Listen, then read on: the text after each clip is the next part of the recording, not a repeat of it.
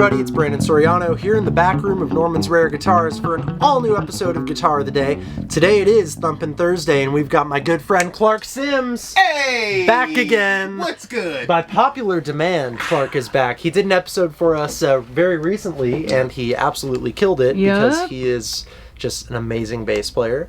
And, you're an okay guy, too. You're all right.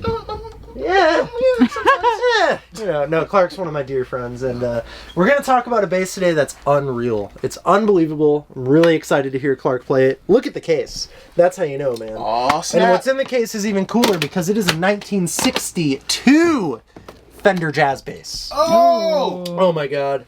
So there's a lot to talk about here. First of all, before we even get to the bass, are you kidding?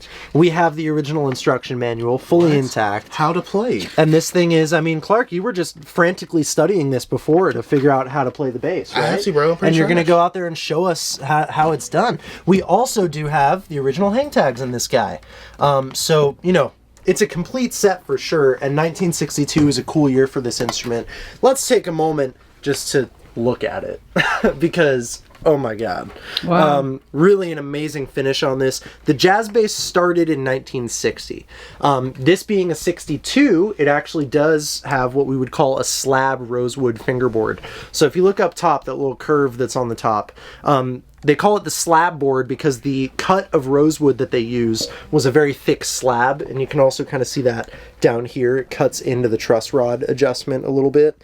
And they later on, very soon after this bass actually, they moved into what we call a veneer board, which is just a very thin slice of rosewood as opposed to a thicker slab. And there's quite a few benefits to that. Some people talk about tonal benefits, feel benefits, but also with vintage instruments, if you ever have to get it refretted and plane the fingerboard, which is a very common job that needs to be done on these, there's a lot of room left because you're not working with a little tiny piece of rosewood, you're working with a big chunk. So you could plane it and still have plenty of room left, and that's a really great thing for a vintage instrument.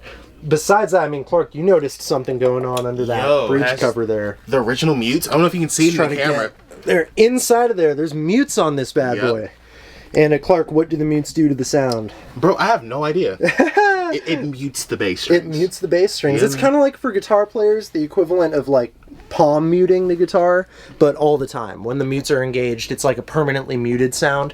Sort of takes a jazz bass and makes it sound a little more like a P bass in my experience. I think they stopped doing those in like 63, 64 because they started doing it on the top on that ashtray.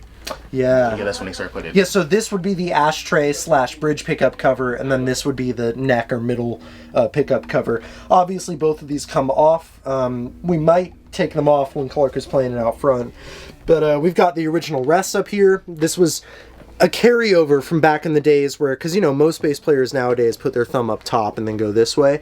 Having it over here is from when they thought that bass players would be using their thumbs and grabbing onto it like that. And you could still play that way. You've actually done that a little bit. You have kind of a cool technique that you use. Thanks, man. And another cool thing about the bass real fast is that these inlays are clay dot inlays. If you look in there, they're a nice matte clay finish, and they're a little bit more like creamy colored and a little more yellow than something like pearloid would be. So overall, man, it's a great bass. Clean. It is such a cool bass, 1962 jazz bass, and Clark is gonna take this guy out front and show us how it's done. My guy. High fives all around. Bow, let's hit it. Let's do it. Thank you, Jen. Thank you. Let's go. Yo, we're back out here with the 62 jazz bass, slab board, 3-tone Sunburst. All right, let's hit it. I'm gonna go to the front pickup.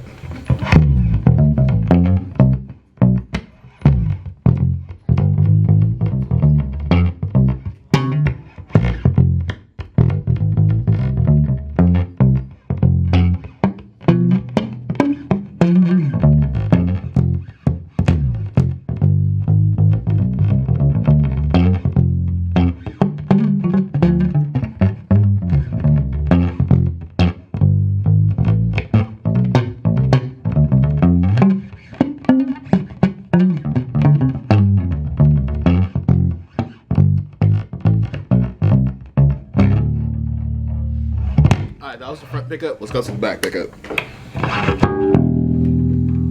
Let's hit some more like this little Jocko.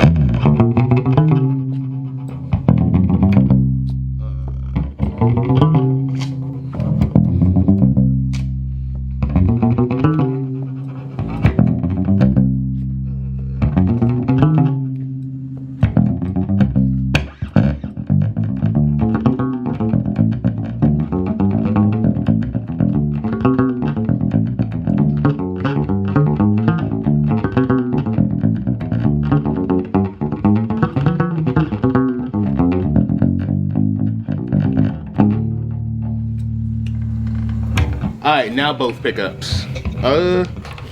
There's some Detroit type sound.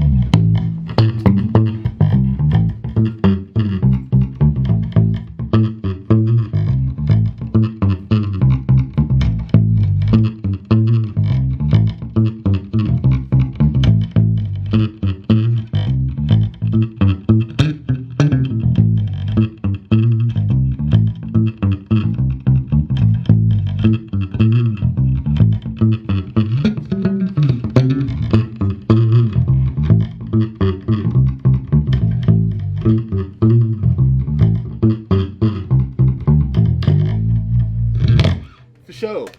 That was 62 jazz bass, slab board with the original mutes, original pickups. Super clean, just pretty much like a piece of art.